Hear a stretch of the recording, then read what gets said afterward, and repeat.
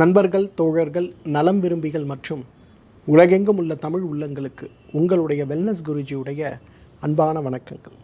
என்ஜான் உடம்புக்கு ஷிரசே பிரதானம்னு சொல்லுவோம். ஆனால் இன்றைய வாழ்க்கையில் என்ஜான் உடம்புக்கு வயிறே பிரதானம்னு இருக்கிறத பார்க்கணும். வயிறு எந்த அளவுக்கு, ஜீரண மண்டலம் எந்த அளவுக்கு நமக்கு ஆரோக்கியமாக இருக்கிறதோ அந்த அளவுக்கு நம்முடைய ஆரோக்கியம், நோயற்ற வாழ்வு அப்படிங்கிறது சாத்தியமான விஷயமாக இருக்கிறத பார்க்கணும். ஆனால் இன்றைக்கு காலையில் நாம் எழுந்து கொள்ளும்போது, கழிவு வெளியேறும்போது ஏற்படுகின்ற வலிகளிலிருந்து ஆசைப்பட்டு ஒரு உணவை சாப்பிடும்போது ஏற்படுகின்ற வலிகள் வரை நம்மை மிகுந்த சிரமத்திற்குள்ளாகிறத பார்க்கணும்.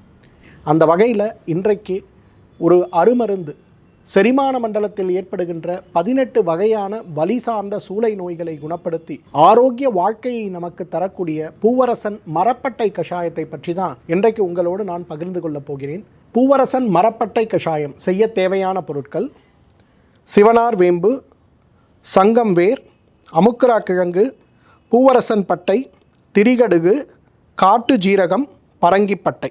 வயிற்றில் ஏற்படுகின்ற 10 வகையான நோய்கள், வயிற்றில் ஏற்படுகின்ற 18 வகையான வலி நோய்களை நீக்கக்கூடிய பூவரசன் மரப்பட்டை கஷாயம் எவ்வாறு செய்யறதுன்னு பார்ப்போம். அளந்து வைத்திருக்கக்கூடிய நீர் 300 மில்லியை நான் முதல்ல சேர்க்கிறேன். சிவனார் வேம்பு சூரணம் புற்றுநோயை நீக்கக்கூடிய மிக அழகான அருமருந்துகளில் ஒன்று.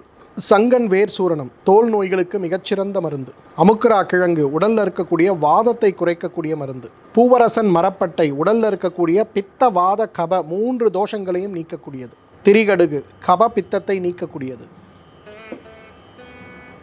காட்டு ஜீரகம் மிகப்பெரிய அளவில் பித்த நீக்கின்னு சொல்லலாம். பரங்கிப்பட்டை காயகல்ப மருந்துன்னு சொல்லுவோம்.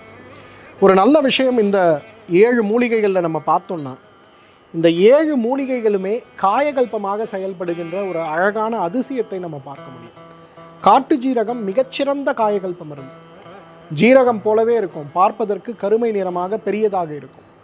இந்த காட்டு ஜீரகத்தை நம்ம தொடர்ந்து பயன்படுத்தும் போது பெருங்குடலில் ஏற்படுகின்ற அகற்சி நோய்களும், பெருங்குடலில் கிருமிகள் அதிகமாகி நமக்கு ஏற்படுகின்ற நோய்களும் மிகப்பெரிய அளவில் மாறுதல் அடைவதை நிச்சயமாக நம்ம பார்க்க முடியும்.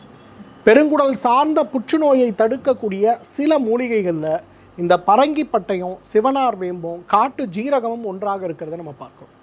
நம்முடைய சித்தர்கள் எவ்வளவு அழகாக ஒரு மருந்தை வடிவமைத்திருக்காங்க பாருங்கள்.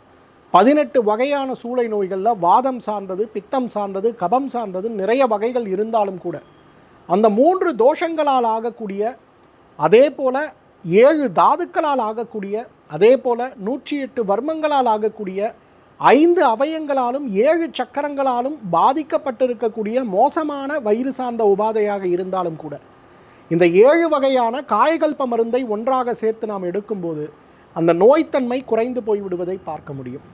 கசப்பு சுவை இருக்கக்கூடிய ஒரு மருந்தாக இருந்தாலும் வயிற்றில் ஏற்படுகின்ற பெரும்பாலான உபாதைகளை நீக்கி நம்மை ஆரோக்கியப்படுத்துகின்ற ஒரு மிகப்பெரிய அருமருந்தாக இந்த பூவரசன் மரப்பட்டை கஷாயத்தை நம்ம சொல்ல முடியும். வயிறு நோய்களை தீர்க்கக்கூடிய, புற்றுநோய்களை கூட தீர்க்கக்கூடிய மிகப்பெரிய மருந்து பூவரசன் மரப்பட்டை கஷாயம் ரெடியாகிவிட்டது.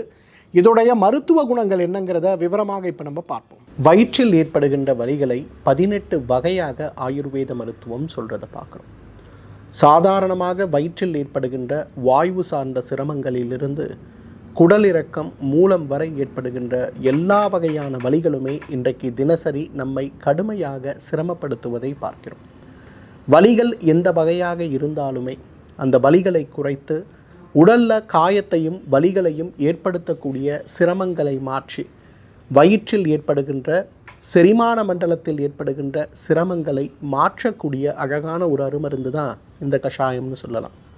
சிவனார் வேம்பு, சங்கம் வேர், அமுக்குரா கிழங்கு, பூவரசன் பட்டை, திரிகடுகு, காட்டு ஜீரகம் மற்றும் பரங்கிப்பட்டை அப்படின்னு சொல்லக்கூடிய இந்த 7 பொருட்களை வைத்து செய்யக்கூடிய அருமருந்து எல்லா வகையான வயிறு சார்ந்த வலிகளுக்கும் மிகச்சிறந்த மருந்துன்னு சொல்லலாம். பொதுவாக நமக்கு வயிறு சார்ந்த உபாதைகள் ஏற்படும் போது அந்த உபாதைகளை முழுமையாக மாற்றுவதற்கான முயற்சிகளை நாம் செய்ய வேண்டும். இன்றைக்கு ஒரு வெளி உணவுகள் சாப்பிடும்போது அல்லது ஒரு விருந்துக்கு சென்று விட்டு நாம் வரும்போது நமக்கு ஏற்படுகின்ற அந்த வயிறு வலிங்கிறது தற்காலிக ஒரு நிகழ்வாக நினைத்து அன்றைக்கு அதை மாற்றுகின்ற வகையில் நம்முடைய பழக்க வழக்கங்கள், உணவு பழக்கங்களை நாம் மாற்றிக்கொள்கிறோம். ஆனால் மீண்டும் ஒரு விருந்து உணவு அல்லது வீட்டில் ஒரு சுவை மிகுந்த, எண்ணெய் மிகுந்த உணவு அல்லது ஒரு அசைவ உணவு சாப்பிடும்போது மீண்டும் இதே சிரமம் ஏற்படுவதை பார்க்கிறோம். துரதிர்ஷ்டவசமாக நம்மில் நிறைய பேருக்கு வயிறு உபாதைகள் அப்படிங்கிறது ஒரு சிரமமாக இருந்தாலும் கூட உணவு கட்டுப்பாடுகள் வயிற்றில் ஏற்படுகின்ற சிரமத்தை மிகப்பெரிய அளவில் மாற்ற உதவி செய்யும் அப்படிங்கிற ஒரு புரிதலற்று இருக்கிறதுனால மீண்டும் மீண்டும் உடலுக்கு ஒற்றுக்கொள்ளாத உணவுகளை சாப்பிடும்போது நம்முடைய உடல் மிகப்பெரிய அளவில் பாதிப்புக்கு உள்ளாகி அதுவே நீங்காத செரிமான மண்டல நோய்களையும் நீங்காத வயிறு சார்ந்த உபாதைகளையும் ஏற்படுத்தி விடுவதை நம்ம பார்க்கிறோம். 18 வகையான வயிறு சார்ந்த உபாதைகள் அல்லது வலிகள் என்ன அப்படிங்கிறது இன்றைக்கு மிக அழகான ஒரு விஷயமாக ஆயுர்வேதத்தில் விவரிக்கப்பட்டிருக்கிறத பார்க்குறோம். முதல்ல ஏற்படக்கூடிய வலி அப்படிங்கிறது வயிற்றில் ஏற்படக்கூடியது அப்படிங்கிறது உணவு குழலில் ஏற்படுகின்ற எரிவு நோயின்னு சொல்லக்கூடிய கேஸ்ட்ரோ ஈசோஃபேகல் ரீஃப்ளக்ஸ் டிசீஸ்ன்னு சொல்லுவோம். இந்த கேஸ்ட்ரோ ஈசோஃபேகல் ரீஃப்ளக்ஸ் டிசீஸ்ன்னு வரும்போது இதை 3 நிலைகளாக ஆயுர்வேத மருத்துவம் பார்க்கிறது. முதல் நிலைன்னு வரும்போது ஒத்துக்கொள்ளாத உணவு அல்லது செரிக்க முடியாத உணவை நாம் எடுத்துக்கொள்ளும் போது நமக்கு ஏற்படுகின்ற வலியாக இருக்கும். இரண்டாவது நிலை அப்படின்னு வரும்போது காரமான உணவுகளையோ அதிகமான எரிச்சல் தரக்கூடிய உணவுகளை சாப்பிடும்போது மட்டும் ஏற்படுகின்ற சிரமம் பெரும்பாலும் இரவு நேரங்களில் மட்டும் நம்மை சிரமப்படுத்துவதாக இருக்கும். மூன்றாவது நிலை அல்லது கடைசி நிலைன்னு நம்ம சொல்லுவது வாயிலிருந்து உணவு குழல் பாதை முதல் வயிறுடைய மேற்பகுதி வரை தண்ணீர் குடித்தால் கூட கடுமையான வலியும் வேதனையும் இருக்கிறத நம்ம பார்க்கிறோம் இல்லையா? இது மூன்றாம் நிலைன்னு சொல்லுவோம். இந்த மாதிரி ஏற்படுகின்ற உணவு குழல் எரிவு நோய், அதாவது வாயிலிருந்து தொண்டையிலிருந்து சாப்பாடு தண்ணீரோ பழச்சாறுகளோ குளிர்ந்த உணவுகளோ எதை சாப்பிட்டாலுமே ஒரு வலியும் வேதனையோடு உணவு குழலுக்குள் செல்லுகின்ற அந்த ஒரு நிகழ்வைத்தான் இன்றைக்கு நம்ம கேஸ்ட்ரோ ஈசோஃபேகல் ரீஃப்ளக்ஸ் டிசீஸ்ன்னு சொல்லக்கூடிய கேர்டுன்னு சொல்லுவோம். இதுதான் முதல் நோயாக நம்ம உடல் சந்திக்கிறத பார்க்குறோம். இரண்டாவது நோயாக நமக்கு ஏற்படுவது வாதத்தினால் ஏற்படுகின்ற வயிறு வலி. வாதத்தால் ஏற்படுகின்ற வயிறு வலிங்கிறது பொதுவாக 4 அறிகுறிகளை வைத்து நாம் தெரிந்து கொள்ளலாம். முதலாவது, வயிறு மிகப்பெரிய அளவில் உப்புசமாக இருக்கிறத பார்க்க முடியும்.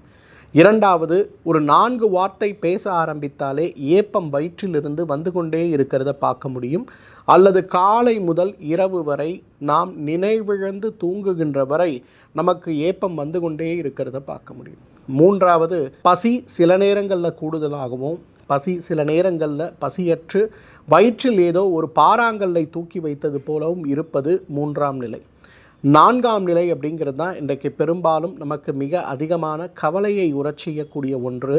வயிறு வீங்கி போயிருப்பது போல, வயிறே பானை போல மாறி இருப்பதை நம்ம பார்க்க முடியும். இது 4ஆம் நிலைன்னு சொல்லுவோம். இந்த 4 நிலைகளிலும் நமக்கு ஏற்படக்கூடிய 4 அறிகுறிகளோடு ஏற்படக்கூடிய ஒரு நோய் தான் வாதத்தால் ஏற்படுகின்ற வயிற்று வலி.